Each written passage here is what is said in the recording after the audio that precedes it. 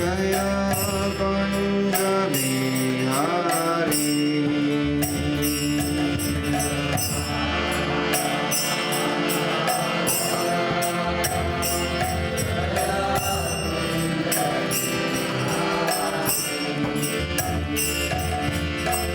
गोपी जन वल्लभ जय गिरिवरधारी जय गिरिवरधारी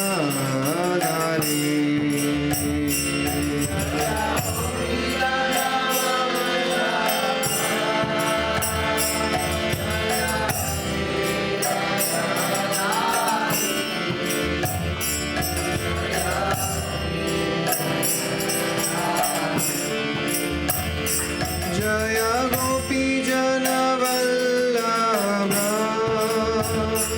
जय गिरिवरधारी जय गिरिवरधारी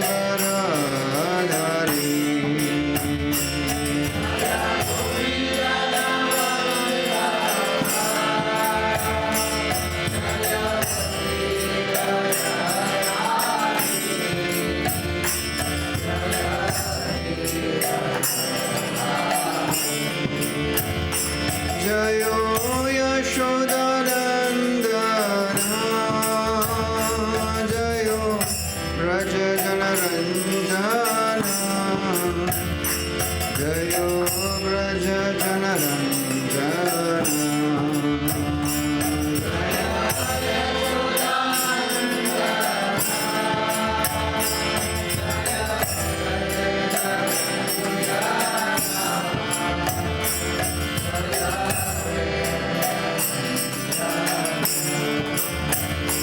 जय यशोदानंदन जय व्रज जनरंजन जय व्रज जनरंजन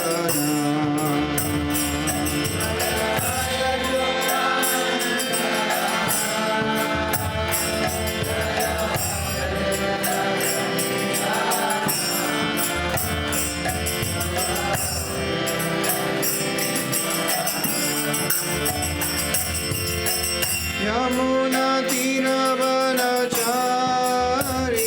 जय कुंज बिहारी जय यमुना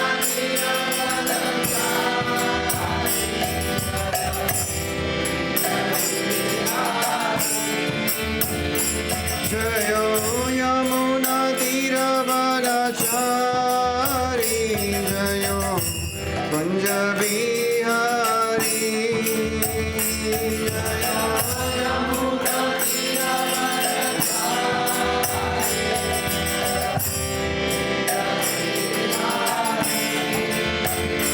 जय राधा माधव जय कुंज बिहारी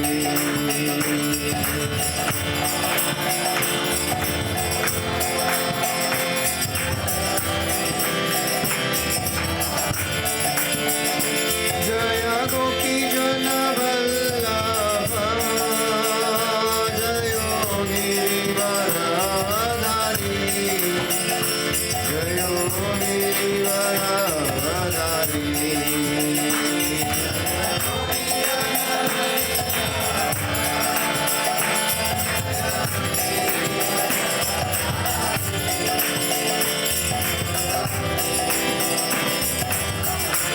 जय यशोदानंदन जय व्रज जनरंजन जय व्रज जनरंजन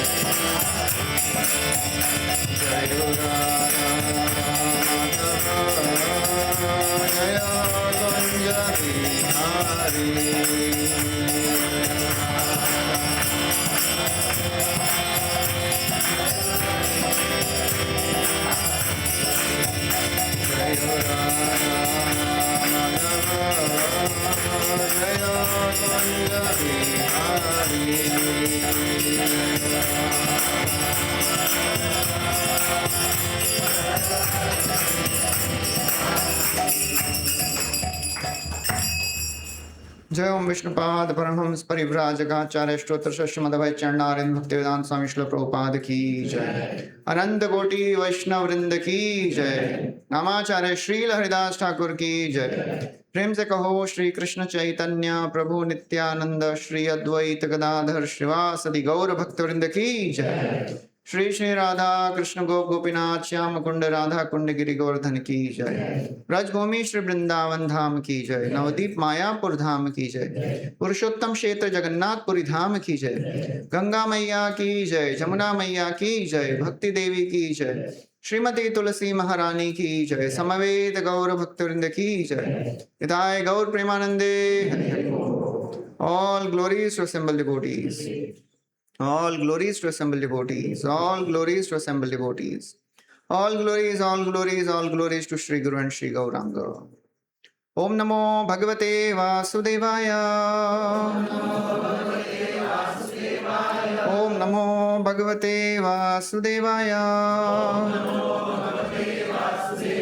Om Namo Bhagavate Vasudevaya.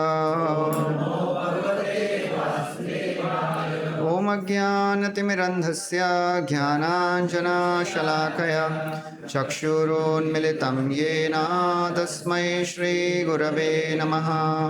नमो ॐ विष्णुपादाय कृष्णपृष्ठाय भूतले श्रीमते भक्तिवेदान्त स्वामीनिति नामिने। नमस्ते सारस्वते देवे गौरवाणी प्रचारिणे निर्विशेष शून्यवादी पाश्चात्य देश तारिणी। जय श्री कृष्ण चैतन्य प्रभु नित्यानंद श्री अद्वैत गदाधर श्रीवासादि गौर भक्तवृंद। हरे कृष्णा कृष्णा कृष्णा हरे हरे हरे राम राम राम हरे हरे।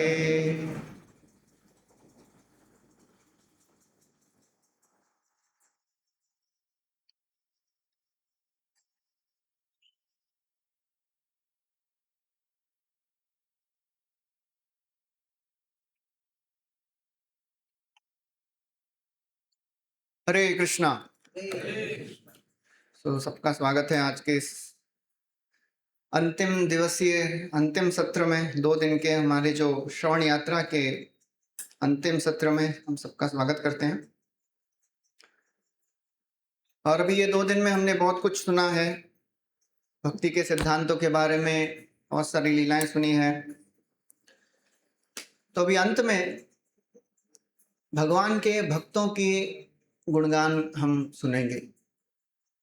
भागवतम में वर्णन आता है, यदि हमको भगवान की लीला और भक्तों की लीला सुनने में ऑप्शन दिया जाए, दोनों में से कौन सा पहले सुनना चाहिए? कितने लोग लग रहा है भगवान की लीला पहले सुनेंगे ना, और कितने लोगों को लग रहा है भक्तों की लीला पहले सुनेंगे? तो भागवतम में बताते हैं कि यदि मेहनत करके हम सुन रहे हैं तो पहले भगवान के भक्तों की लीला सुनिए, क्योंकि उनके हृदय में भगवान विराजमान है। श्रुतस्य पुंसाम शुचिर श्रमस्य, बहुत श्रम करके यदि हम सुन रहे हैं। नन्वंजसा सूर्यभिरीडितो अर्थः, सूर्य भी जो बड़े बड़े महात्मा हुए हैं वो कह गए हैं, क्या कह गए हैं? तत्तद गुणानुश्रवणम, बड़े भक्तों के गुणों का श्रवण करिए। उससे क्या लाभ होगा? पादारविंदम हृदयेषु येषाम्, क्योंकि उनके हृदय में भगवान हैं, स्थित हैं। तो इसलिए जब उनकी कथा सुनते हैं तो हमको भी भगवान के प्रति आसक्ति उत्पन्न होती है।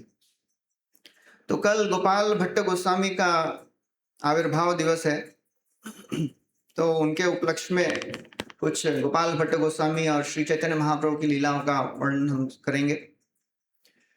कविराज गोस्वामी अपने चैतन्य चरितामृत में बताते हैं, श्री कृष्ण चैतन्य लीला अद्भुत अनंत, ब्रह्मा शिवा शेष यार पाए नहीं अंत। श्री चैतन्य महाप्रभु की लीला अद्भुत है और अनंत है। ब्रह्मा शिवजी और अनंत शेष भी इनकी लीलाओं को नहीं समझ पा रहे हैं। ऐसा वर्णन करते हैं कविराज गोस्वामी कि यदि अनंत शेष अपना पूरा मेहनत करके प्रयास करें, फिर भी जो महाप्रभु एक दिन में लीला करते हैं वो भी नहीं वर्णन कर पाएंगे। अब ये सब सुन के कभी कभी हमको लगता है ज्यादा ही हो गया। एक दिन में 24 ही तो घंटे हैं, तो कितनी लीला करेंगे। लेकिन भगवान श्री चैतन्य महाप्रभु अलग अलग ब्रह्मांडों में कितनी सारी लीला किए हैं एक दिन में, और एक ही दिन में इतनी लीलाएं किए हैं कि अनंत शेष भी नहीं समझ पा रहे हैं। भागवतम में बताते हैं कि यदि कोई सूर्य की किरणों को भी गिन ले, यदि कोई धूल के कणों को भी गिन ले, कोई बर्फ के कणों को भी गिन ले, फिर भी भगवान के गुणों को नहीं गिन पाएगा। तो इसलिए श्री चैतन्य महाप्रभु की लीलाएं अद्भुत और अनंत हैं। और ये सब सुनते हैं तो कुछ लोगों को लगता है ये तो सब मन घड़ंत बातें हैं। जो पाश्चात्य देश के लोग हैं या फिर मॉडर्न एजुकेशन सिस्टम में पढ़े हुए लोग हैं, स्टूडेंट्स हैं, उनको लगता है ऐसा मन घड़ंत है, ऐसा कभी हो ही नहीं सकता है। इसलिए श्रील प्रभुपाद जी बताते हैं कि हमारा जो बुद्धि है, अभी जो भौतिक लोगों का ज्ञान है, बुद्धि है, वो कूप मंडूक न्याय है, कुएं में रहने वाले मेंढक के समान है। और भगवान की लीला जो है वो अगाध सागर है, तो उसके बारे में नहीं समझ सकते। इसलिए भगवान की अचिंत्य शक्ति है, वो विश्वास करके हमको ये लीलाओं को सुनना चाहिए। एक बार एक डिवोटी प्रभुपाद जी के पास गए और बोले, प्रभुपाद जी हम लोग वैज्ञानिकों को प्रचार करने का प्रयास कर रहे हैं, लेकिन जब उनको ये बताते हैं कि द्वारका में 16,108 रानियों के अलग अलग महल हैं और इतने हर एक रानी के 11-11 पुत्र हैं, 10 पुत्र हैं और एक पुत्री है, तो वो लोग बोलते हैं कि इतना ट्रैफिक जाम नहीं होता होगा द्वारका में और इतने छोटे से द्वीप में इतना सारा पॉपुलेशन कैसे आएगा। तो प्रभुपाद बोले, आपको इतना पूरा भागवत में वही एक लीला मिला था सुनाने के लिए। तो जो पाश्चात्य देश के लोग हैं, जो वैज्ञानिक हैं, उनकी श्रद्धा नहीं है ये सब चीजों में, तो इसलिए उनको ऐसी वस्तुएं मत बताइए जो उनके बुद्धि के परे हों। ऐसी वस्तुएं बताइए जिससे वो रिलेट कर पाए, नहीं तो वो बोलेंगे सब मनगढ़ंत बातें हैं, ऐसा थोड़ी ना हो सकता है। एक बार एक व्यक्ति श्रील प्रभुपाद जी को पूछता है कि भगवान सर्वशक्तिशाली है ना, आप बोलते हैं कुछ भी कर सकते हैं। बोले हाँ कर सकते हैं, तो क्या वो ऐसा एक पत्थर बना सकते हैं जो वो ना उठा पाए? अभी हाँ बोलेंगे तो भी गड़बड़, ना बोलेंगे तो भी गड़बड़। ऐसा खुराफाती दिमाग वाले ऐसे क्वेश्चन पूछते हैं। तो प्रभुपाद भी कम नहीं है, बोले हाँ वो ऐसा पत्थर बना सकते हैं जो वो नहीं उठा पाए और फिर वो उठा लेंगे। वो है भगवान की अचिंत्य शक्ति। भगवान कुछ भी कर सकते हैं। इसलिए भगवान जब लीलाएं करते हैं, श्री चैतन्य महाप्रभु की लीलाएं जो हैं, वो वही व्यक्ति विश्वास कर पाता है जिसमें थोड़ी सुकृति है। सुकृति नहीं होगी तो भगवान की लीलाओं में विश्वास करना असंभव है। इसलिए श्री चैतन्य महाप्रभु जो लीलाएं किए हैं वो जन साधारण के कल्याण के लिए किए हैं। जब हम देखते हैं कि कृष्ण भगवान जो अनंत शक्तिमान हैं, अखिल कोटि ब्रह्मांड नायक हैं, सर्व शक्तियों के स्रोत हैं, और वो यशोदा मैया के भय से भाग रहे हैं। रुदंतम मुहुर्नेत्रम युग्मम मृजंतम कराम्भोज युगमेन सातंक नेत्रम। आतंक है उनके नेत्रों में। एक तो भय होता है, एक आतंक होता है। भय और आतंक में अंतर क्या है? जब स्टूडेंट पढ़ाई करके एग्जाम में जा रहा है तो उसको भय होता है कि क्या आएगा, पता नहीं, जो सिलेबस के बाहर वाला ना आ जाए। और जब हाथ में क्वेश्चन पेपर आता है और उसमें जो है कुछ भी नहीं आता है उसको, तो उसको क्या होता है? आतंक। अभी कुछ नहीं हो सकता। तो इसलिए भगवान जो है आतंक नेत्र है। इतना भयभीत हो रहे हैं, तो इतना भयभीत होने की क्या आवश्यकता है? ये लीला है। कभी कभी उसमें अपना बुद्धि नहीं लगाना चाहिए कि ऐसा कैसे कर रहे हैं भगवान। मद भयाद वाति वातोयम सूर्यस्तपति मद भयात वर्षाति इंद्रो दहति अग्नि मृत्युश्चरति मद भयात। मेरे भय से अग्नि जलती है, मेरे भय से सूर्योदय होता है, मेरे भय से हवा बहती है, मृत्यु आती है, भगवान बोल रहे हैं। और वो भाग रहे हैं एक स्त्री के डर से, वो भी एक छोटी सी लकड़ी लेके उनको डरा रही है और डर रहे हैं। तो ये सब जो लीलाएं हैं वो स्वीकार करिए कि ये भगवान की लीलाएं हैं, क्योंकि भगवान चाहते हैं कि हम उनको सुने, तभी तो आकर्षित होंगे उनकी लीलाओं से। नहीं तो भगवान ऐसी लीलाएं करेंगे जिसमें वो सर्वशक्तिमान है, ठीक है, ये तो भगवान है, ये तो कर सकते हैं। लेकिन ऐसी लीलाएं करते हैं जिसमें वो अपने भक्त के वश में हो जाते हैं, उनसे आकर्षण हो जाता है। जब भगवान की लीलाओं को सुनते हैं जो सर्व आकर्षक हैं, कैसे अपने भक्तों के वश में हो जाते हैं भगवान, तो हमको लगता है कि हम भी इनसे अपना संबंध बना लें। तो श्री चैतन्य महाप्रभु जो स्वयं एक भक्त के रूप में अवतार लिए हैं और सन्यास लिए हैं, वो भगवान जो अखिल कोटि ब्रह्मांड नायक है, सर्वशक्तिमान है, सर्व शक्तियों के स्रोत हैं, वो सन्यास ले लिए हैं। सन्यास क्यों लिए? जन साधारण को भगवत भक्ति के मार्ग पे प्रेरित करने के लिए। ऐसे बहुत सारे लोग थे, मायावादी, कर्मनिष्ठ, ऐसे कुछ अधम जो छात्र थे जो भगवान को नहीं मानते थे, उनका उद्धार करने के लिए, सन्यासियों का उद्धार करने के लिए श्री चैतन्य महाप्रभु सन्यास लिए हैं।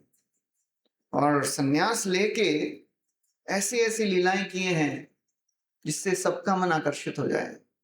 सन्यास लेके वो थोड़े ही महीनों के पश्चात बोलने लगी, मुझे अभी दक्षिण भारत की यात्रा पे जाना है।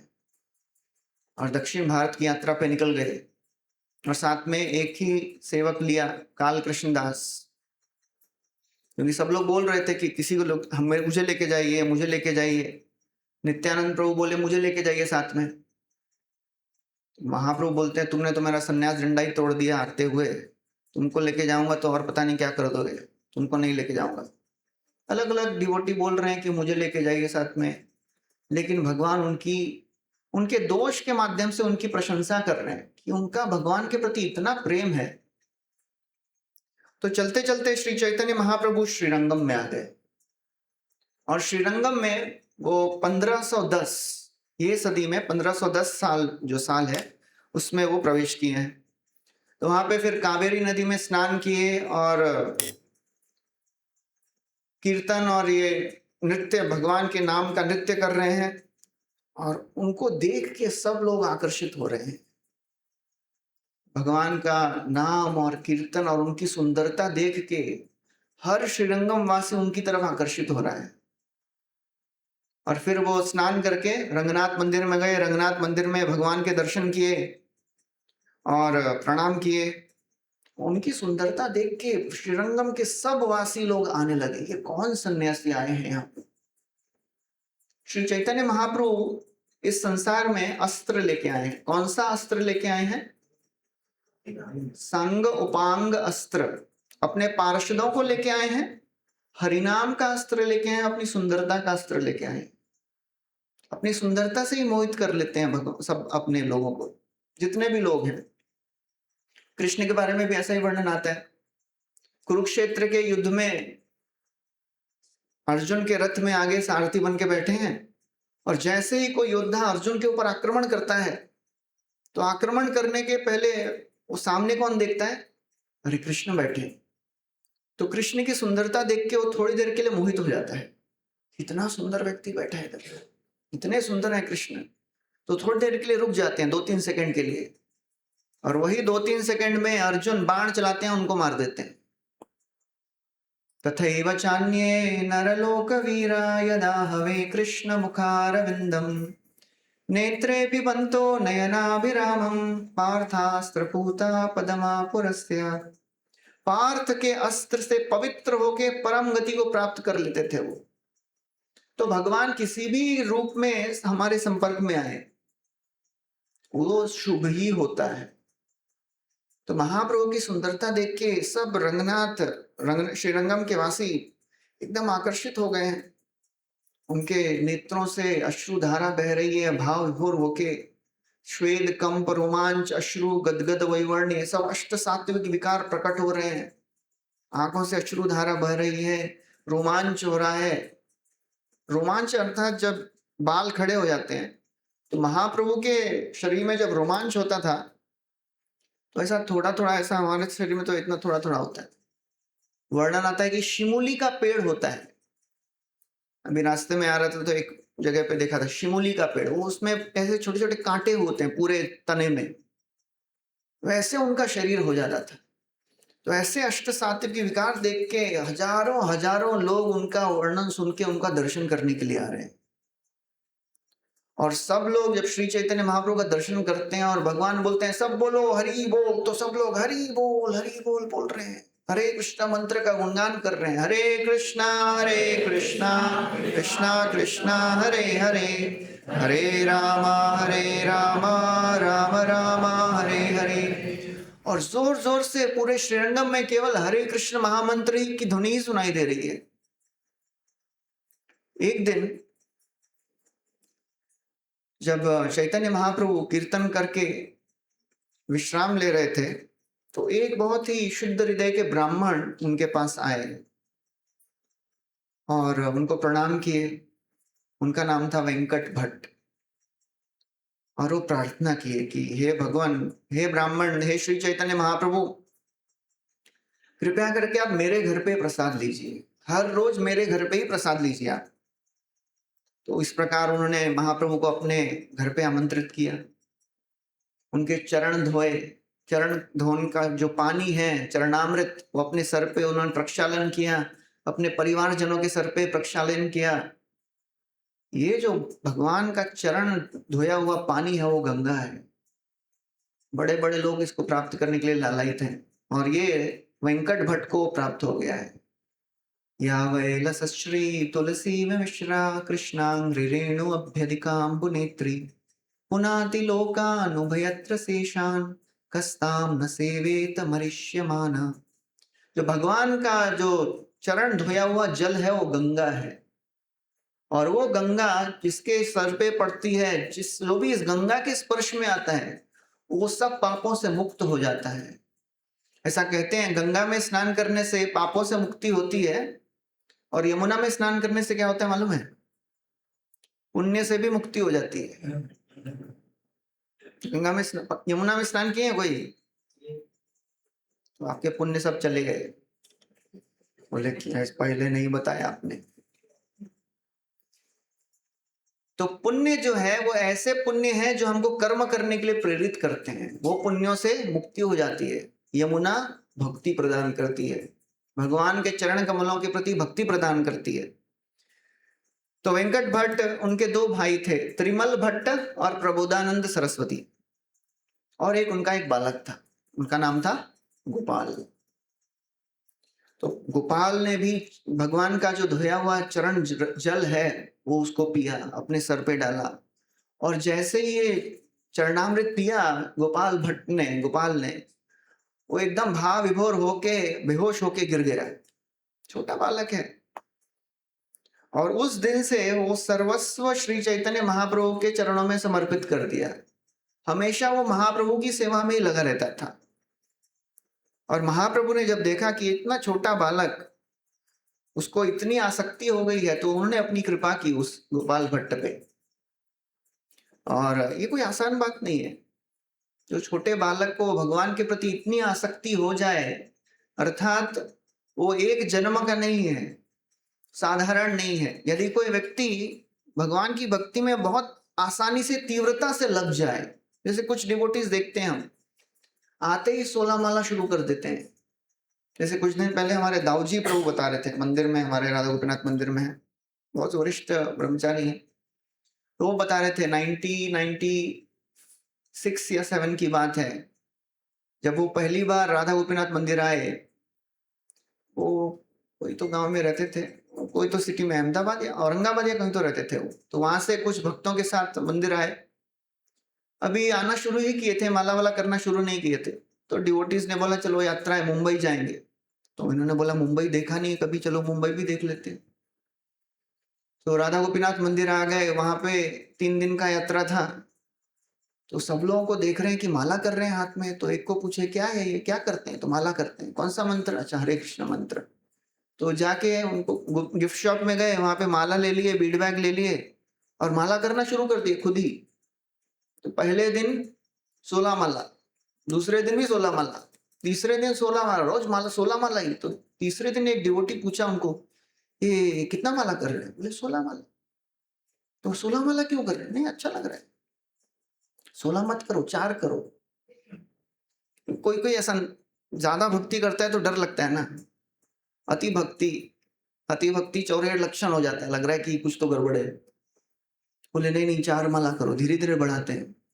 तो उन्होंने बोला ठीक है, लेकिन 16 माला कंटिन्यू किए। बोले तब से लेके आज तक रोज 16 माला तो मिनिमम करते ही हैं। तो ये एक जन्म की भक्ति नहीं होती है, ये पिछले जन्म में बहुत किए हैं इसीलिए। तो गोपाल भट्ट गोस्वामी साधारण व्यक्ति नहीं है, नित्य सिद्ध भगवान के पार्षद है। तो भगवान के प्रति बहुत आसक्ति हो गई उनको, तो वो भगवान के पर्सनल सर्वेंट बन गए। भगवान का, महाप्रभु का कपड़े धोना, उनको जो भी चाहिए लाके देना, भगवान की सेवा में ही लग रहे, उनके पांव दबाना। छोटा बालक भगवान की सेवा में लगा हुआ है। एक दिन वेंकट भट्ट श्री चैतन्य महाप्रभु के पास जाते हैं, बोलते हैं भगवान एक मेरा निवेदन है, अभी चतुर्मास प्रारंभ होने वाला है और चतुर्मास में सन्यासी कहीं पे ट्रैवल नहीं करते हैं, कहीं नहीं जाते हैं। तो आपसे मेरा निवेदन है कि ये 4 महीना आप मेरे घर में ही रुकिए। तो वेंकट भट्ट का घर बहुत बड़ा नहीं है। कोई श्रीरंगम गया है यहाँ पे? श्रीरंगम कुछ लोग गए हैं श्रीरंगम, उन्होंने देखा है अभी वेंकट भट्ट का जो घर है छोटा सा है, उधर ज्यादा बड़ा एरिया नहीं है। तो उसमें श्री चैतन्य महाप्रभु को बोल रहे हैं कि आप भी हमारे घर में ही रहिए 4 महीना। 4 महीना सन्यासी को अपने घर में रखना मतलब बहुत बड़ा काम है, बहुत सेवा करना पड़ता है, जो चाहिए उनके हिसाब से। लेकिन महाप्रभु केवल शब्दों को नहीं देखते हैं, महाप्रभु हृदय का भाव देखते हैं। वो क्यों चाह रहे हैं मुझे अपने घर में रखना? क्योंकि वेंकट भट्ट चाहते थे कि 4 महीना इनका संग मिले, इनके मुख से कृष्ण लीला सुनने को मिले, तो हमारा भी उद्धार हो जाएगा। तो इसलिए भगवान भावग्राही हैं, भाव देखते हैं। किस भाव में हम भगवान के पास जाते हैं, क्या मांगने के लिए जाते हैं? इस संसार का ऐश्वर्य मांग रहे हैं या फिर भगवान से प्रेम का संबंध मांग रहे हैं? और भगवान उसी से आदान प्रदान करते हैं। भगवान भगवत गीता में बोलते हैं ये यथा माम प्रपद्यन्ते ताम तथैव भजामि हम। जिस भाव में हम जाएंगे भगवान उसी रूप में आदान प्रदान करेंगे। तो भगवान समझ गए कि ये बहुत ही शुद्ध हृदय के ब्राह्मण हैं, तो उनके घर में वो रहने के लिए मान गए। और जब श्री चैतन्य महाप्रभु रहने लगे तो वेंकट भट्ट बहुत ही आनंद में हैं, क्योंकि भगवान की नित्य सेवा प्राप्त हो रही है। तो भगवान ने जैसा आदान प्रदान किया तो वैसे भक्ति उनको और प्राप्त हो गई। इस प्रकार हम महाभारत में सुनते हैं कि जब कृष्ण भगवान हस्तिनापुर आए तो दुर्योधन उनके लिए तो एकदम 56 भोग पकवान बना के रेडी रखा था और आमंत्रित किया कि कृष्ण आप मेरे घर आइए, आपके लिए पूरा भोजन सब प्रबंध किया हुआ है। तो भगवान उसको बोलते हैं कि देखिए, दो सिचुएशंस में कोई खाता है, किसी के यहाँ पे जाता है खाने के लिए, या तो भूख लगी हो या तो कोई प्रेम से खिलाए। ना तो मुझे भूख लगी है ना तुमको प्रेम है मेरे प्रति, तो मैं क्यों जाऊं आपके यहाँ पे? और फिर वो कहाँ चले गए? विदुर जी के घर पे चले गए। तो विदुर जी नहीं थे उस समय, विदुरानी हैं। तो अकस्मात भगवान आ गए हैं, बिना कुछ नोटिस के, कोई मैसेज नहीं, और भगवान साक्षात आ गए, घर पे कुछ प्रिपेयर नहीं किया है। तो एकदम विदुरानी जो है वो एकदम भाव विभोर हो गई, पता नहीं चल रहा है क्या करें, अभी कहाँ बिठाएं, क्या खिलाएं। तो कुछ केले ही रखे हैं, तो केला लाके छिलके देने लगी, तो इतना भाव विभोर हैं, केला को फेंक दिया और छिलका दे रही हैं। आज तक कोई केले का छिलका खाया आप में से? तो केला तो बहुत मीठा लगता है, लेकिन केले का छिलका मीठा नहीं लगता इतना। लेकिन भगवान भगवत गीता में क्या बोलते हैं? पत्रम पुष्पम फलम तोयम यो मे भक्त्या प्रयच्छति। कोई मुझे पत्ता भी देता है ना, फूल भी देता है, भगवान क्या बोलते हैं? अश्नामी, मैं खा लेता हूं उसको। कोई पत्ता खाता है? फूल, आज तक किसी ने फूल खाया है कभी? फूल का सुगंध अच्छा रहता है, लेकिन खाने में कड़वा लगता है वो। लेकिन जब भक्त प्रेम से भगवान को कुछ भी देते हैं तो भगवान उसको अश्नामी, वो ये नहीं समझते हैं कि इसको खाना है कि सूंघना है, भाव विभोर है कि मेरा भक्त मुझे दे रहा है।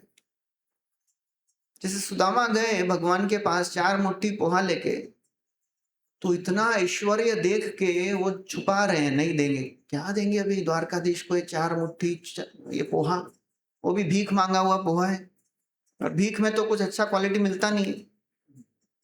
लेकिन कृष्ण तो सब जानते हैं, वो समझ गए कि कुछ तो लाए हैं, छुपा रहे हैं। किमुपायनमानीतं ब्रह्मन् मे भवता गृहात् अणु अपि उपारितं भक्तै प्रेमना भूरिएव मे भवेत्।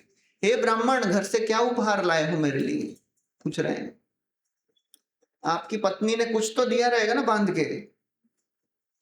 तो सोच रहे हैं कि अभी क्या दूं इनको, इतना छोटा सा तो पोटली में लाया हूं, वो भी फटा हुआ पूरा कपड़ा है। अणु अपि उपहारितम भक्तई प्रेमना भूरी एवं में भवेत। बोलते यदि मेरा भक्त मुझे थोड़ा सा भी कुछ देता है ना, प्रेम से देता है, मैं उसको समझता हूँ बहुत बड़ा चीज दिया है मेरे को। भूरि अपि भक्तो परितम न में तो शाय कल्पते। और कोई अभक्त है, मुझे बहुत बड़ा बड़ा दान भी दे, मैं उससे संतुष्ट नहीं होता हूं। तो श्री चैतन्य महाप्रभु समझ गए तो कृष्ण इसलिए विदुरानी के हाथ से वो केले के पत्ते भी खा रहे हैं। तो ऐसे हैं श्री चैतन्य महाप्रभु, ऐसे हैं कृष्ण भगवान का भाव। तो पूरे श्रीरंगम में हर रोज भगवान कीर्तन कर रहे हैं, हर रोज कावेरी में स्नान करते हैं, हर रोज श्रीरंगनाथ मंदिर के में भगवान का दर्शन करते हैं, और पूरे क्षेत्र में केवल एक ही आवाज गूंज रही है, भगवान हरे कृष्ण महामंत्र का जप में सबको डुबा रहे हैं। हरे कृष्णा कृष्णा कृष्णा हरे हरे, हरे राम राम राम हरे हरे। एक दिन भगवान रंगनाथ मंदिर में गए, उनको एक ब्राह्मण दिखे, और ब्राह्मण वहां पे भगवत गीता पढ़ रहे हैं। और वो ब्राह्मण अनपढ़ ब्राह्मण लग रहे हैं, क्योंकि ठीक से पढ़ नहीं रहे हैं, उच्चारण भी ठीक से नहीं हो पा रहा है, संस्कृत नहीं समझ रहे हैं। 18 अध्याय पढ़े आनंद आवेशे, अशुद्ध पढ़े न लोक करे उपहासे। रोज 18 अध्याय पढ़ते थे वो, लेकिन पढ़ना नहीं आता था ठीक से, टूटा फूटा संस्कृत पढ़ रहे हैं, जैसे तैसे पढ़ रहे हैं संस्कृत। तो श्रीरंगम में बहुत बड़े बड़े प्रकांड पंडित हैं। उस समय में बहुत बड़े बड़े पंडित हुआ करते थे। रंगनाथ जो श्रीरंगम है वो पंडितों का एक गढ़ था। सब संस्कृत के प्रकांड पंडित उधर हैं, जो ऐसा श्लोक पे श्लोक एकदम धारा प्रवाह संस्कृत बोलते हैं, कोई त्रुटि नहीं उसमें। और ये बेचारा ब्राह्मण ऐसा टूटा फूटा संस्कृत बोल रहा है, तो सब लोग क्या करते थे? सब लोग उपहास करते थे उसका। ये क्या पढ़ रहा है तुम, क्यों पढ़ रहा है, मत पढ़ो, ये तुम्हारे लिए नहीं है ये सब। केहा हासे केहा निंदे ताहा नहीं माने, आविष्ट भैया गीता पढ़े आनंदित मने। कोई उपहास कर रहा है, कोई ताना मार रहा है, लेकिन आविष्ट भैया गीता पढ़े, वो एकदम मग्न होके गीता रोज पढ़ते थे। वो ये नहीं सोचते कि ये मुझे उपहास कर रहा है, ये मुझे क्या बोल रहा है, गाली दे रहा है, ये मेरा मजाक उड़ा रहा है। आविष्ट भैया गीता पढ़े आनंदित मने। और भगवत गीता पढ़ तो रहे हैं, समझ नहीं आ रहा है, लेकिन फिर भी क्या हो रहा है? पुलक अश्रु कंप स्वेद यावत पठन। जैसे ही वो भगवत गीता पढ़ते थे, उनको एकदम भाव विभोर हो जाते थे, आंखों से आंसू निकल रहे हैं, पुलक रोमांच हो रहा है। तो महाप्रभु ये सब देखते थे, ये इनको समझ नहीं आ रहा है, संस्कृत ज्यादा ठीक से पढ़ नहीं पा रहे हैं, लेकिन ये इतना उनको भाव कहाँ से जागृत हो रहे हैं? कोई समझेगा तब तो भाव आएगा ना। समझ ही नहीं रहा है गीता में क्या लिखा है, फिर भी उनको भाव आ रहा है इतना। तो महाप्रभु उनको पूछते हैं और महाप्रभु देख के आनंदित होते हैं, क्योंकि महाप्रभु समझ जाते हैं कि ये कोई साधारण ब्राह्मण नहीं है। पुलक अश्रु कंप स्वेद यावत पठन देखिए आनंदित होइला महाप्रभुर मन। महाप्रभु बहुत प्रसन्न हो गए देख के। तो एक दिन उनको पूछते हैं, हे ब्राह्मण, आपको क्या अर्थ जानने को मिल रहा है भगवत गीता में से? क्या समझ रहे हैं आप? क्योंकि आप तो पढ़ भी नहीं पा रहे हैं, मैं देख रहा हूं। लेकिन आपको क्या ऐसा अर्थ पता चल रहा है कि आप इतना आनंद में हैं? तो बाकी जब ब्राह्मण जब उनको ऐसे अलग अलग प्रकार से निंदा करते थे तो ये कुछ बोलते नहीं थे। लेकिन जब महाप्रभु पूछे तो ये उत्तर दिए, क्योंकि वो समझ गए कि ये मन से पूछ रहे हैं, ये मेरी मजाक नहीं उड़ा रहे हैं, निंदा नहीं कर रहे हैं। तो फिर महाप्रभु को उत्तर देते हैं कि विप्र कहे मूर्ख आमी शब्दार्थ न जानी, शुद्ध अशुद्ध गीता पढ़ी गुरु आज्ञा मानी। तो जो ये ब्राह्मण बोलते हैं, मैं तो मूर्ख हूं, शब्दार्थ कुछ जानता नहीं हूं, लेकिन शुद्ध अशुद्ध गीता क्यों पढ़ रहा हूं? गुरु आज्ञा मानी। मुझे मेरे गुरु ने आज्ञा दिया है कि हर रोज भगवत गीता पढ़ो। तो वो गुरु का आज्ञा मान के मैं गीता पढ़ रहा हूं। भागवतम में भगवान बोलते हैं, यस्य देवे परा भक्ति यथा देवे तथा गुरौ तस्यैते कथित ही अर्थ प्रकाशन्ते महात्मना। गुरु आज्ञा मान के जो पूरी श्रद्धा से दृढ़ विश्वास से उसका पालन करे, सब शास्त्रों का जो मर्म है वो हृदय में प्रकाशित हो जाता है। उसके लिए कुछ संस्कृत जानने की आवश्यकता नहीं है। हमको संस्कृत का स्कॉलर नहीं बनना है, यहाँ पे हमको भक्ति में प्रगति करना है।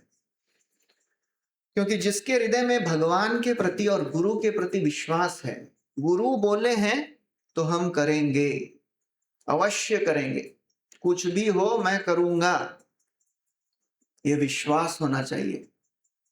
और वो विश्वास था ये ब्राह्मण में। तो इसीलिए नहीं भी पढ़ पा रहे हैं फिर भी वो पढ़ रहे हैं, और ये देख के महाप्रभु आकर्षित हो गए। अभी भगवान आकर्षित हो गए मतलब ये वास्तविकता में सत्य है। जब हम गुरु की आज्ञा का पालन करते हैं, हालांकि हमारी शक्ति नहीं है, फिर भी हम कर रहे हैं, हम नहीं समझ रहे हैं कि क्यों बोल रहे हैं। जैसे गौरांग प्रभु बताते हैं, एक बार राधानाथ स्वामी महाराज जी ने गोवर्धन को ले जाए। आप लोग कितने लोग आए हैं? बहुत लोग आए हैं। वहां पे 3 गधे हैं, देखा है आप लोगों ने गधे को? तो गौरांग प्रभु को महाराज ने बोला कि आप जीवी में गधा लेके आइए। तो गौरांग प्रभु बोले गधा क्यों चाहिए भाई?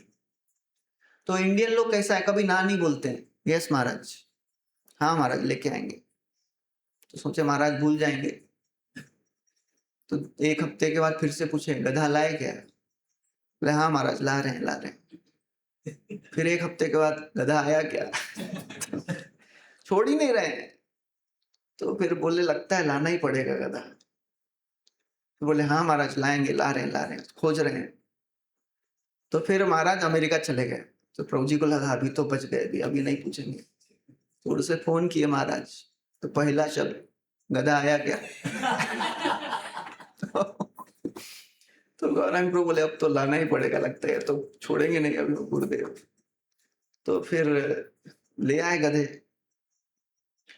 फिर महाराज आए तो सबसे पहले बोले गधा किधर है? तो बोले हाँ महाराज है इधर रखे। तो जैसे ही महाराज गए तो गधा भाग गया, उधर तीनों दूर भाग गए। तो महाराज बोलते हैं ये गधा क्यों भाग गया? तो बोले मुझे कैसे मालूम होगा गधा क्यों भाग गया? तो महाराज बोलते हैं क्योंकि ये जहां पे पहले रहते थे वहां पे उनको ठीक से ट्रीटमेंट नहीं दिया गया है, इसीलिए वो डर रहे हैं मनुष्यों से। ठीक है महाराज अब क्या करें? तो अभी यहाँ पे जितने लोग हैं सबको यहाँ पे गधों की सेवा करनी है। तो बोले क्या बात कर रहे हैं? बोले सबको यहाँ पे ब्रश करना है, सबको यहाँ पे सेवा में लगाओ, गधों को आके ब्रश करेंगे। और क्या करेंगे ये गधे? कुछ नहीं करेंगे। गधों के लिए यहाँ पे फैन लगाओ, अच्छा यहाँ पे उनका सब ट्रीटमेंट अच्छा होना चाहिए। गौरांग प्रभु बोल रहे हैं मैं अगर घर वालों को बताऊंगा मैं क्या कर रहा हूं।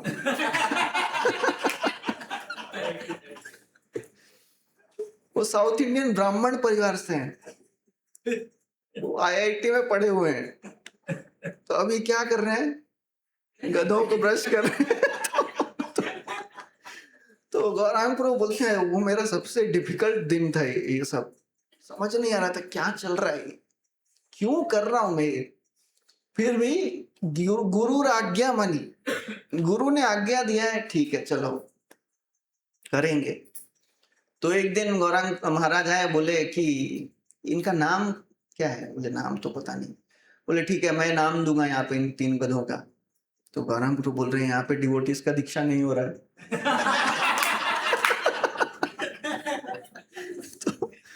और यहाँ पे गधों का दीक्षा दे रहे महाराज, क्या चल रहा है?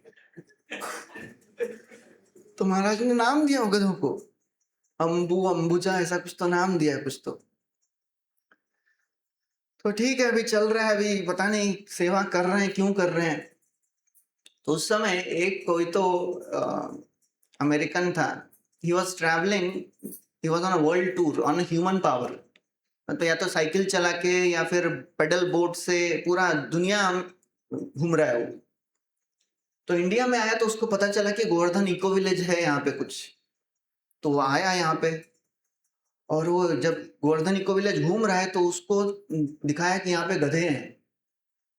तो वो देखा तो इतना खुश हो गया, बोला आज तक मैंने देखा नहीं कि गधों को इतना अच्छा ट्रीटमेंट मिल रहा है इंडिया में। क्योंकि इंडिया में भारत में गधा मतलब क्या कराते हैं, उसके ऊपर ला दो और वो धोबी का गधा वही होता है ना, उसके लिए फैन लगा हुआ है, उसको सब यहाँ पे सेवा हो रही है। तो इतना खुश हो गया, बोला मैं योगा ग्रुप्स का बहुत सारा कोऑर्डिनेट करता हूं, अभी मैं इस साल से दुनिया के बड़े बड़े योगा ग्रुप्स को इंडिया लेके आऊंगा और यहाँ पे गोवर्धन इको विलेज मैं पक्का लेके आऊंगा। तो तब से गोवर्धन इको विलेज में पूरे दुनिया भर से योगा ग्रुप्स आना शुरू हो गए। तो गौरांग प्रभु बोले ये हमारा गधा हमारा ब्रांड एम्बेसडर है।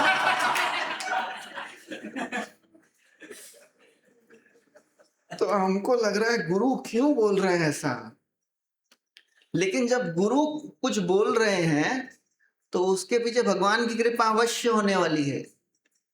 तो हमको नहीं समझेगा कि गुरु क्यों बोलते हैं ऐसा, इतना कुछ भी बोल रहे हैं ये, इनको नहीं समझ रहा है, ये इंडिया है, इंडिया में गधों को ऐसा ही रखते हैं। नहीं, गुरु आज्ञा मानी। तो भगवान महाप्रभु पूछते हैं उनको, लेकिन आप इतने आनंद में क्यों हैं? आपको समझ नहीं रहा है, ठीक है गुरु की आज्ञा से पढ़ रहे हैं, लेकिन आपको आनंद किस बात का हो रहा है? आनंद हो रहा है मतलब आपको कुछ यहाँ पे दिख रहा है। तो फिर वो ब्राह्मण बोलते हैं हाँ क्या दिख रहा है बताता हूँ। अर्जुनेर रथे कृष्ण होए रज्जुधर, बसिया चेहाते तोत्र श्यामल सुंदर। जब मैं ये भगवत गीता का पहला वाला पन्ना देखता हूं, उसमें अर्जुन का रथ कृष्ण चला रहे हैं, हाथ में लगाम है घोड़े की। जब ये देखता हूं और देखता हूं अर्जुने रे कहिते छेना हित उपदेश, यही लागी होए मोर आनंद आवेश। और जब मैं देखता हूं कि अपने भक्त अर्जुन को उपदेश कर रहे हैं, वो फोटो देख के ही मेरे मन में आनंद हो जाता है। तो हालांकि ये ब्राह्मण को समझा नहीं भगवान क्या बोले, लेकिन भगवत गीता का सार समझ गया उसको। भगवत गीता का सार क्या है? सब बोलिए। मन्मना भव मद भक्तो मद्याजी माम नमस्कुरु, मामे वैश्यसि सत्यम ते प्रतिजाने प्रियोसि में। हमेशा मेरा ध्यान करो, मन मना भव, मेरे भक्त बनो, मुझे प्रणाम करो। तो ये ब्राह्मण को हालांकि भगवत गीता का श्लोक नहीं समझा, लेकिन भगवत गीता का सार समझ गया है उसको। प्रकाशन्ते महात्मना, भगवान ने उसके हृदय में भगवत गीता का सार प्रकट कर दिया है। तो इसीलिए महाप्रभु इतने प्रसन्न हो गए, बोलते हैं प्रभु कहे गीता पाठे तुम्हारा ही अधिकार, तुम ही तो जानिया से गीता अर्थ सार। महाप्रभु बोलते हैं गीता पढ़ने का अधिकार केवल आपको ही है, क्योंकि आप ही गीता का सार समझ गए हैं। तो इसीलिए ये जो ब्राह्मण का उदाहरण है उससे समझ सकते हैं कि यदि हम गुरु की आज्ञा माने तो जो भी भक्ति के सिद्धांत हैं वो हृदय में प्रकट हो जाते हैं। गुरुर आज्ञा मानिए। हमको नहीं समझेगा कि क्यों इतना बोलते हैं भगवत गीता माला करो, ये करो, भगवत गीता पढ़ो, भागवत पढ़ो, समझता नहीं है फिर भी बोलते हैं पढ़ो। शुद्ध अशुद्ध गीता पढ़ी, गुरुर आज्ञा मानी। तो श्री चैतन्य महाप्रभु ये सुने तो इतने भाव विभोर हो गए, वो ब्राह्मण को आलिंगन कर दिए। और जैसे ही ब्राह्मण को आलिंगन किए वो तो भाव विभोर होके बेहोश हो गया, अचेत हो गया। और फिर वापस जब चेतना में आया तो बोलते हैं कि मैंने देखा है कि मैंने सुना है, भगवत गीता में सुना है, थोड़ा पढ़ा है, लेकिन आज आपको देख के, आपका आलिंगन प्राप्त करके मैं समझ गया हूं कि वही कृष्ण जो भगवत गीता बोल रहे हैं वही मेरे सामने साक्षात खड़े हैं, आप ही श्री कृष्ण भगवान हैं। तो ये उसके हृदय में जागृत हो गया। तो महाप्रभु फिर बोलते हैं आप जो बोल रहे हैं वो सत्य है, लेकिन किसी को बताना मत। ये जो गुह्य ज्ञान है ये केवल आपके पास ही रखिए, किसी को बताइए मत।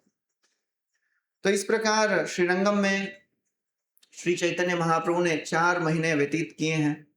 और गोपाल भट्ट जो छोटा 4-5 साल का बालक है, भगवान की सेवा में नित्य लगा हुआ है और अलग अलग प्रकार से सेवा कर रहा है। एक दिन गोपाल सोच रहा है कि मैं कितना अभागा हूं, मेरा भाग्य इतना खराब है कि मुझे महाप्रभु का ये सन्यास रूप का दर्शन हो रहा है, मुझे वो नवदीप चंद्र का दर्शन नहीं हुआ। जब भगवान के काले काले लंबे बाल हैं, वो अलग अलग आभूषण और वस्त्र से सुसज्जित होके नवदीप में घूमते थे, वो रूप का दर्शन नहीं हो पाया मुझे। मैं कितना अभागा हूं। मुझे विष्णु प्रिया उनकी पत्नी और शची माता का दर्शन नहीं हुआ वो उस समय। तो ऐसा सोचते थे, अभी मुझे ये रूप सन्यासी का रूप देखना पड़ रहा है। भगवान जो सर्वशक्तिमान है, षडैश्वर्य पूर्ण भगवान है, और यहाँ पे मुझे एक सन्यासी के रूप में भगवे वस्त्र पहने हुए हैं, ऐसा रूप देखना पड़ रहा है। बहुत ही दुखी रहते थे वो गोपाल, रोता रहता था वो बेचारा।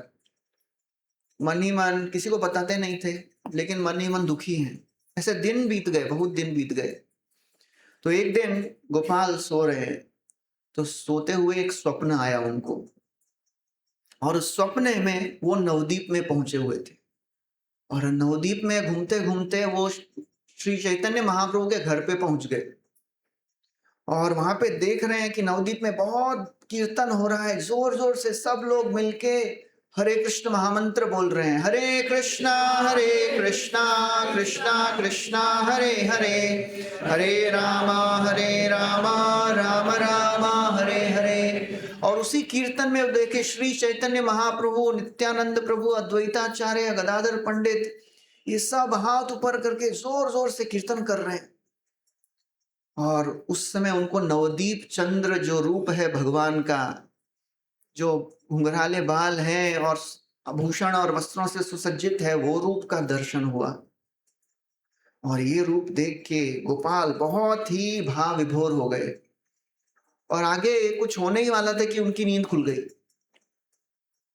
तो भाग के वो श्री चैतन्य महाप्रभु के कमरे में गए, जहाँ पे महाप्रभु बैठे हुए थे, हाथ में माला लेके जप कर रहे थे। वहां पे दंडवत प्रणाम कर दिए महाप्रभु को। और जैसे ही उठे दंडवत प्रणाम करके, तो देखते हैं जो सन्यासी के रूप में बैठे थे महाप्रभु, वही नवदीप चंद्र के रूप में उनको दर्शन दिए हैं। और वही नवदीप चंद्र जो बहुत ही अच्छे आभूषणों से सुसज्जित हैं, वो देख के गोपाल भट्ट फिर से अचेत हो गए, भाव विभोर होके गिर गए वहां पे।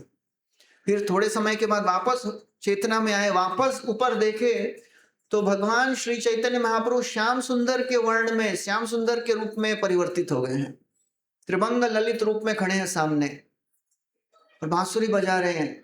और बहुत ही प्रेम से गोपाल को देख रहे हैं। जब भगवान किसी को दर्शन देते हैं और भगवान किसी के ऊपर दृष्टिपात करते हैं तो वो दृष्टि से क्या होता है? चंद्रिका विशदस्मेरै सारुणापांग वीक्षितै स्वकार्थानामिव रजः सत्वाभ्याम सृष्टिपालकै। भगवान के दृष्टिपात से भक्त के हृदय में सेवा करने की इच्छा उत्पन्न होती है। और भगवान जब स्मित हास्य देते हैं, भगवान का पूरा शरीर सुंदर है। इस सुंदर शरीर में सबसे सुंदर क्या है? पूरे शरीर में भगवान के सबसे सुंदर अंग क्या है? मुख कमल। और उस मुख कमल में सबसे सुंदर क्या है? वो है उनका स्मित हास्य। कृष्णांग लावण्यपूर मधुर होइते सुमधुर ताते मुख सुधाकर। मधुर होइते सुमधुर ताहा होइते सुमधुर तारे स्मित ज्योत्सना भर। कृष्णा का जो शरीर है वो सुंदरता की नगरी है, लावण्यपूर। मधुर होइते सुमधुर, उसमें भी सबसे सुंदर क्या है? मुख सुधाकर, उनका जो मुख है। और उस मुख में सबसे सुंदर क्या है? स्मित ज्योत्सना। भगवान का जो स्मित हास्य है वो भगवान की सबसे सुंदर जो अंग है वो है। जैसे गोवर्धन इकोविलेज में श्री चैतन्य महाप्रभु का जो स्मित हास्य है वो अलग ही है। तो इसलिए भगवान जब स्मित हास्य देते हैं, जब दृष्टिपात करते हैं तो सेवा की इच्छा उत्पन्न होती है। और जब स्मित हास्य करते हैं तो वो हास्य को देख के भक्त के हृदय में जितने भी दुख हैं, ऐसा कहते हैं भागवत में बताते हैं कि हम करोड़ों जन्मों में इतना दुखी हुए हैं, इतना रोए हैं कि एक समुद्र बन गया है, उससे अश्रु सागर बन गया है। भगवान का स्मित हास्य देख के वो शोक अश्रु सागर सूख जाता है। तो भक्त के हृदय में फिर आनंद का सागर उत्पन्न हो जाता है। तो इसलिए गोपाल भट्ट, छोटे बालक गोपाल देख रहे हैं कि महाप्रभु अभी श्याम सुंदर के रूप में खड़े हैं, श्याम वर्ण। और ये श्याम वर्ण का दर्शन करके तो बड़े बड़े लोग भाव विभोर हो जाते हैं। कुमार, चार कुमार जो भगवान श्री विष्णु के जिस चरण कमलों का गंध प्राप्त करके भक्त बन गए। तो भगवान के चरण कमलों का, भगवान के अंगों का बहुत ही महिमा है। तो ये देख के फिर से वो भाव विभोर होके फिर से अचेत हो गए। अब फिर थोड़े समय में फिर से उनकी चेतना आई, तो फिर देखते हैं अभी वही श्री चैतन्य महाप्रभु सन्यासी रूप में सामने बैठे हैं। तो गोपाल भट्ट की सब इच्छाओं को पूर्ण कर दिए भगवान। वो चाहते थे कि महाप्रभु का वही नवदीप चंद्र रूप देखे। उस समय क्या फोटो वोटो नहीं था कि फोटो निकाल के देख लो भाई, तो कैसे देखेंगे? तो साक्षात भगवान दर्शन दिए हैं। फिर श्री चैतन्य महाप्रभु गोपाल को बोलते हैं, गोपाल भट्ट को, हे गोपाल, ये जो रूप मैंने आपको दिखाया है किसी को मत बताओ। सबको ऐसे ही बता रहे हैं ये बहुत ही गुह्य है, इसको अपने पास ही रखो, किसी को मत बताओ कि मेरा क्या वास्तविक रूप है। तो ऐसा वर्णन आता है नवदीप में, जब एक बार श्री चैतन्य महाप्रभु एक ज्योतिष को मिले और बोले मेरा हाथ देख के, मेरा जो थोड़ा कुंडली देख के मुझे बताइए मैं पिछले जन्म में कौन था। तो वहां देखने लगा तो आंख बंद करके देखता है तो उनको राम दिख रहे हैं, कृष्ण दिख रहे हैं, नरसिंह देव दिख रहे हैं। तो ये एकदम कंफ्यूज है, कौन क्या चल रहा है, बोला कुछ तो गड़बड़ हो गया लग रहा है। दोबारा आंख बंद करके फिर से देखता है, फिर वो अलग अलग अवतार दिख रहे हैं। फिर श्री चैतन्य महाप्रभु उसको कृपा करके बताते हैं, उसको भी यही बोलते हैं कि किसी को बताना मत। तो फिर महाप्रभु गोपाल को कुछ आदेश उपदेश देते हैं कि गोपाल, तुम अपने माता पिता की सेवा यहाँ पे करते रहो। वो बहुत बड़े भक्त हैं, शुद्ध हृदय के भक्त हैं। तो जब तक आपके माता पिता जीवित हैं उनकी सेवा में लगे रहिए आप। और जैसे ही उनकी मृत्यु हो जाएगी, वो भगवत धाम को प्राप्त हो जाएंगे, तब आप वृंदावन जाइए। और तब तक आप अपने जो उनके जो अंकल हैं, चाचा, प्रबोधानंद सरस्वती, उनको अपना गुरु स्वीकार करिए, उनसे सब शास्त्र सुनिए, शास्त्र सीखिए और अब माता पिता की सेवा करिए। और जैसे ही उनकी मृत्यु हो जाए तो विवाह मत करिए, विवाह करने को निषेध किए, विवाह ना करिए, विवाह मत करना, माता पिता की सेवा करना। और जैसे ही वो अपने परम धाम को प्राप्त कर जाए तो वृंदावन आप चले जाना, वहां पे रूप गोस्वामी और सनातन गोस्वामी हैं, उनके शरण में रहना, रघुनाथ दास गोस्वामी के शरण में रहना और वहां पे सेवा करना। तो गोपाल भट्ट अपने पूरे तन मन धन से ये सेवा जो आदेश है उसको पालन करने लग गए। फिर श्री चैतन्य महाप्रभु ने इस प्रकार 4 महीने चतुर्मास के वेंकट भट्ट के घर में बिताए। फिर 4 महीने के बाद वेंकट भट्ट अभी वो शुद्ध भक्त बन गए, वो भी अपने श्री संप्रदाय में है, लेकिन अभी महाप्रभु से इतनी आसक्ति हो गई है कि महाप्रभु वो समझ गए कि यही भगवान है, यही कृष्ण है, यही नारायण है। तो कौन भगवान से विरह सहन करेगा? जिसको जितना संग मिलता है ना उसको उतना विरह होता है। जब कृष्ण भगवान इस धरती पे थे, पृथ्वी पे थे, तो सबसे ज्यादा संग किसको मिला है? किसको मिला है सबसे ज्यादा संग? पांडवों को। फिर सबसे ज्यादा भगवान का संग किसको मिला है?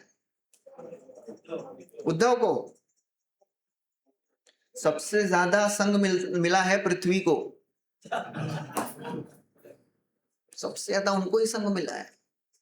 इसीलिए पृथ्वी प्रथम स्कंद में आता है 18वें अध्याय में, जब पृथ्वी और वो धर्म का संवाद चल रहा है ना, गाय और बैल के रूप में, उसमें पृथ्वी बोलती है कि मैं कैसे सहन करूंगी भगवान का विरह। कावा सहेत विरहम पुरुषोत्तमस्य प्रेमावलोक रुचिर स्मितवल्गुजल्पै स्थैर्यं समानमहरन् मधुमानिनीनां रोमोत्सवं मम यदंघ्रिविटंकिताया। कैसे सहन करूंगी भगवान से विरह?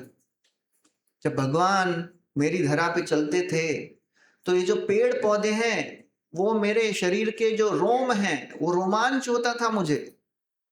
अब मुझे छोड़ के चले गए हैं भगवान। तो जो भगवान से विरह, जिसको जितना संग मिलता है उसको उतना दुख होता है। इसलिए पांडवों को इतना दुख हुआ भगवान चले गए। तो जैसे युधिष्ठिर महाराज और पांडवों को पता चला कि भगवान चले गए हैं, इस संसार को छोड़ के अब दर्शन नहीं होंगे भगवान के, अभी क्या लाभ है संसार में रह के। ये ऐसा ही है जैसे कोई करोड़पति को पता चले कि उसका पूरा बैंकक्रप्ट हो गया, तो क्या फायदा अभी संसार में रह के, सुसाइड कर लेते हैं। तो वो दशा थी पांडवों की। जैसे ही पता चला कि कृष्ण चले गए हैं, वो जीवन में जो भी कर रहे थे वो कृष्ण को प्रसन्न करने के लिए ही कर रहे थे। जैसे कुछ समय पहले मैं एक लेक्चर सुन रहा था राधानाथ स्वामी महाराज जी का, तो उसमें बता रहे थे कि जब उनको जिस दिन पता चला कि श्रील प्रभुपाद जी अभी संसार से चले गए, तो बोल रहे थे जितने भी प्रभुपाद जी के शिष्य हैं उनको ऐसा लगा कि अभी क्या लाभ है इस संसार में रह के, अभी किसके लिए भक्ति करेंगे। क्योंकि उनका एक ही उद्देश्य था कि श्रील प्रभुपाद जी आएंगे और ये देख के बोलेंगे बहुत अच्छा सेवा किए, या फिर बोलेंगे ऐसा क्यों किए और ठीक से करो। बस ये सुनने के लिए वो प्रभुपाद जी के शिष्य सेवा करते थे। न्यू वृंदावन में इतना कठिन परिस्थिति में सेवा कर रहे हैं, क्योंकि प्रभुपाद जी आएंगे बोलेंगे वेरी नाइस। तो भगवान चले गए तो अभी क्या पांडव जी के करेंगे। सत्संगान मुक्त दुस्संगो हातुम नोत्सहते बुधा कीर्त्यमानम यशो यस्य सकृत आकर्ण्य रोचनम। सत्संगान, जिसको भगवान के भक्तों से विरह हो वो इतना दुखी हो जाता है। अरे जो भगवान का संग प्राप्त किया वो कितना दुखी होगा। यस्मिन्यस्तधिया पार्थ सहेरन विरहम कथम दर्शन स्पर्श संलाप शयनासन भोजनै।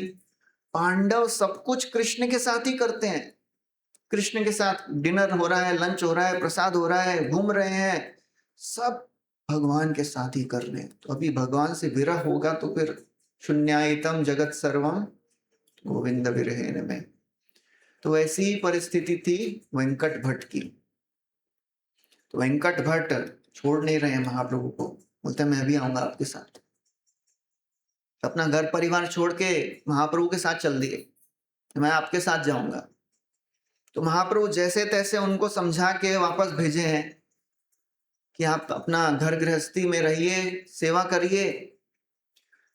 और फिर गोपाल, जो छोटा गोपाल भट्ट बेचारा है, उसकी दशा तो और भी दयनीय हो गई, क्योंकि उनको सबसे ज्यादा संग मिला है, भगवान का नित्य सेवा किए हैं वो। तो वो भी बहुत देर तक महाप्रभु के साथ चलते जा रहे हैं। छोटा बालक है बेचारा, 4-5 साल का, चलता जा रहा है। फिर महाप्रभु ने उसको भी जैसे तैसे वापस भेजा। फिर श्रीरंगम में गोपाल भट्ट प्रबोधानंद सरस्वती के को गुरु स्वीकार किए हैं और बहुत सारा प्रकांड पंडित बन गए हैं, संस्कृत का पाठ किए हैं। ऐसे सुंदर गुण थे गोपाल भट्ट गोस्वामी ने में कि जितने भी श्रीरंगम वासी हैं सब लोग आकर्षित होते थे गोपाल भट्ट को देख के। एकदम नम्र, सब गुरुजनों का सेवा करना है, सबको सम्मान देना है, किसी से बुरा व्यवहार नहीं, क्रोध नहीं।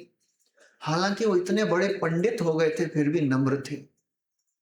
ये नम्रता ना भगवान को आकर्षित करती है। विद्या बुद्धि भक्ति बले परमा प्रवीण, तबुआपना के माने तृण होइतहीन। महाप्रभु रूप सनातन गोस्वामी के बारे में बताते हैं, विद्या बुद्धि भक्ति में परम प्रवीण है वो, लेकिन फिर भी अपने को क्या समझते हैं? तृण होइतहीन, घास के तिनके से भी अधिक नम्र समझते हैं। तो इसलिए जितना भक्त महान आगे बढ़ता है और नम्र हो जाता है। तो सब लोग, सब श्रीरंगम वासी गोपाल भट्ट को बहुत ही प्रेम करते थे। फिर धीरे धीरे गोपाल भट्ट बड़े हुए, अपने पिता माता की सेवा में लगे हुए हैं। फिर समय आया, माता पिता बूढ़े हो गए और माता पिता ने दोनों ने, वेंकट भट्ट और उनकी पत्नी दोनों ने गोपाल भट्ट को उपदेश दिया, एक आदेश दिया कि गोपाल, श्री चैतन्य महाप्रभु को अपना इष्ट देव बना के उनकी पूजा, उनकी सेवा हमेशा करना।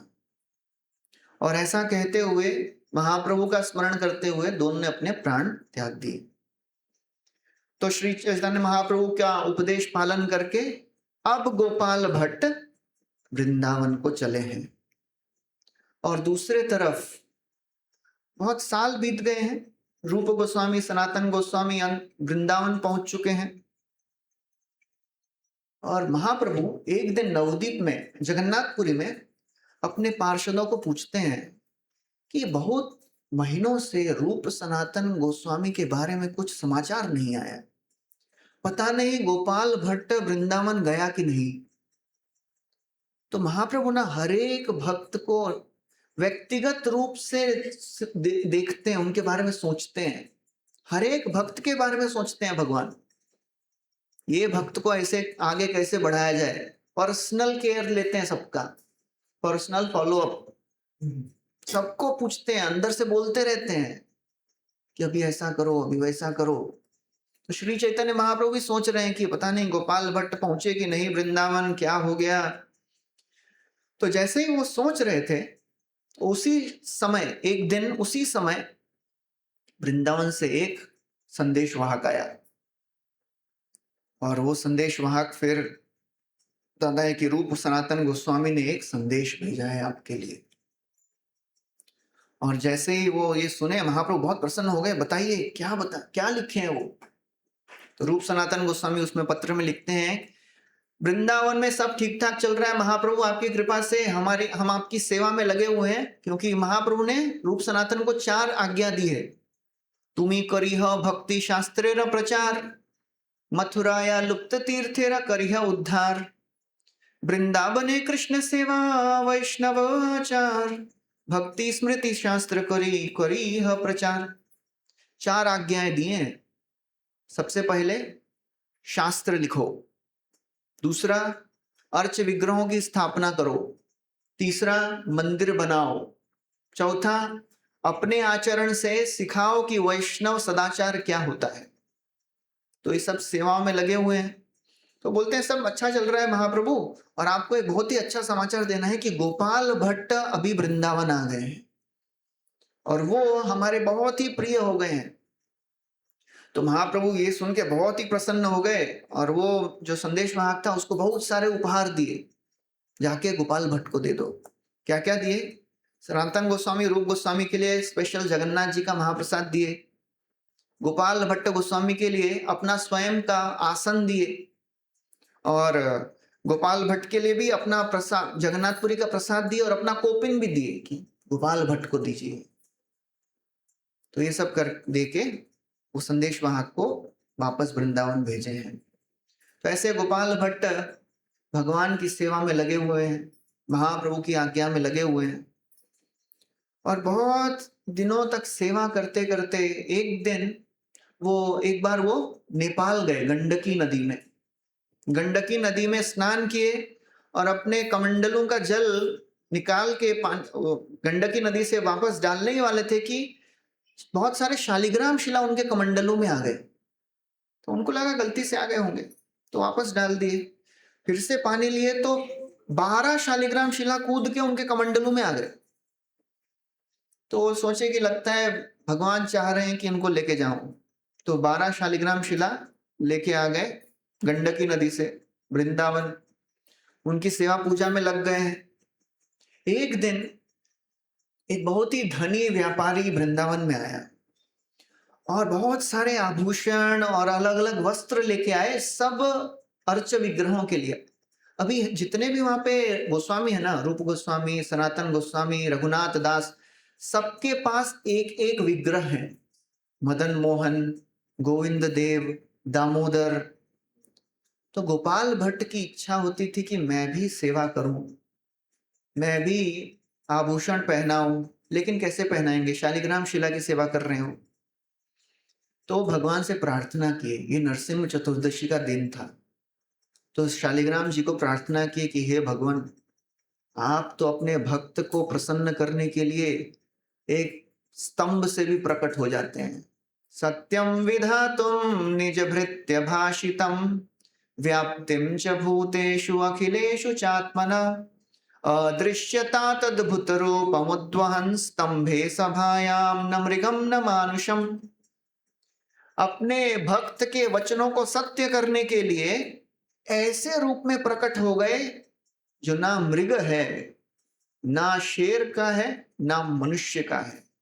कौन से भक्त के वचनों को सत्य करने के लिए प्रकट हुए? 4 भक्त हैं वो। एक तो प्रहलाद ने बोला कि इसमें है, दूसरा हिरण्यकशिपु ने क्या बोला? हिरण्यकशिपु कब वो नहीं, वो पूछा नहीं। जब हिरण्यकशिपु ने प्रहलाद को मारने का प्रयास किया और मर नहीं रहे हैं, तो हिरण्यकशिपु बोलते हैं ये नहीं मर रहे मतलब मैं मरूंगा। तो चक्रवर्ती ठाकुर बोलते हैं ये वचन को सत्य करना पड़ेगा। तीसरे हैं ब्रह्मा जी, ब्रह्मा जी ने वचन दिया है। चौथे हैं नारद मुनि। नारद मुनि सब देवताओं को बोले, कयाधु को लेके जा रहे थे देवता, तो वो बोले कि आप ये जो कयाधु के गर्भ में जो शिशु है उसको मार नहीं पाओगे, ये भागवत उत्तम है, इसको नहीं मार पाएंगे। तो उनका वचन सत्य करना है। तो इसलिए गोपाल भट्ट बोल रहे हैं आप तो स्तंभ से प्रकट हो जाते हैं, कृपा करिए, प्रकट होइए। तो ऐसा नरसिंह चतुर्दशी के दिन प्रार्थना करके वो सो गए। अगले दिन वो जैसे ही स्नान करके आए तो शालिग्राम को कपड़े से ढक के रखते थे। तो एक शालिग्राम था, उसका नाम था दामोदर शालिग्राम। अलग अलग शालिग्राम का नाम होता है अलग अलग। जैसे हमारे मंदिर में शालिग्राम है, राधा गोपीनाथ मंदिर में, वो जनार्दन शालिग्राम है। तो कितने चक्र हैं एक शालिग्राम में, उसके हिसाब से पता चलता है कौन सा शालिग्राम है। तो एक शालिग्राम दामोदर शालिग्राम, वो उसके ऊपर जो कपड़ा था वो ऐसा उठा हुआ लग रहा था। तो जैसे ही वो कपड़ा हटाए तो देखे कि वो दामोदर शालिग्राम से बहुत ही सुंदर भगवान का एक त्रिभंग ललित रूप प्रकट हो गया था। और वो देख के एकदम भाव विभोर हो गए वो। और जैसे ही पता चला, पूरे ब्रज में समाचार फैल गया विदाउट एनी व्हाट्सएप कि रात एक बहुत ही सुंदर विग्रह प्रकट हुए हैं, तो रूप गोस्वामी, सनातन गोस्वामी, सब गोस्वामी गण आ रहे हैं दर्शन करने के लिए।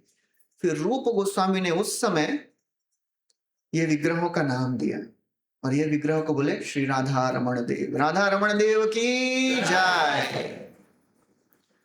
तो इस प्रकार राधा रमण देव की का प्राकट्य हो गया और गोपाल भट्ट गोस्वामी बहुत ही प्रेम से सेवा पूजा में लग गए। और आज भी श्रील प्रभुपाद जी बताते थे कि वृंदावन में यदि अर्च विग्रहों की सेवा पूजा सीखनी है तो आप राधा रमण मंदिर जाके सीखिए। उनकी अर्च विग्रहों का जो स्टैंडर्ड है पूजा का वो एकदम उत्तम है। तो इसलिए ये गोपाल भट्ट गोस्वामी का चरित्र हमने थोड़ा श्रवण किया। तो जितना हम भगवान की कथा, भक्तों की कथा सुनते हैं उतना हृदय शुद्ध होता है और भगवान के प्रति आकर्षण उत्पन्न होता है। तो यहाँ पे हम कथा को विराम देंगे। बहुत बहुत धन्यवाद। 2 दिन आप लोग मुझे कथा करने का अवसर दिए हैं। बहुत कुछ बोला, मेरे योग्यता के ऊपर की चीज बोल दी है। आप लोग कृपा करिए, आशीर्वाद दीजिए कि हम भी अपने जीवन में उसको उतार पाए। तो श्यामकुंड प्रभु और सब जितने भी भक्त हैं सबको आशीर्वाद की याचना करता हूँ कि मुझे आशीर्वाद दीजिए, कृपा करिए कि मैं भी थोड़ा भक्ति में आगे प्रगति कर पाऊँ। यहाँ पे कथा को विराम देंगे। हरे कृष्णा। श्रील प्रभुपाद की जय। ग्रंथराज श्रीमद् भागवतम की जय। अनंत कोटि वैष्णव वृंद की जय। Hare Krishna, Krishna Krishna, Hare Hare, Hare Rama.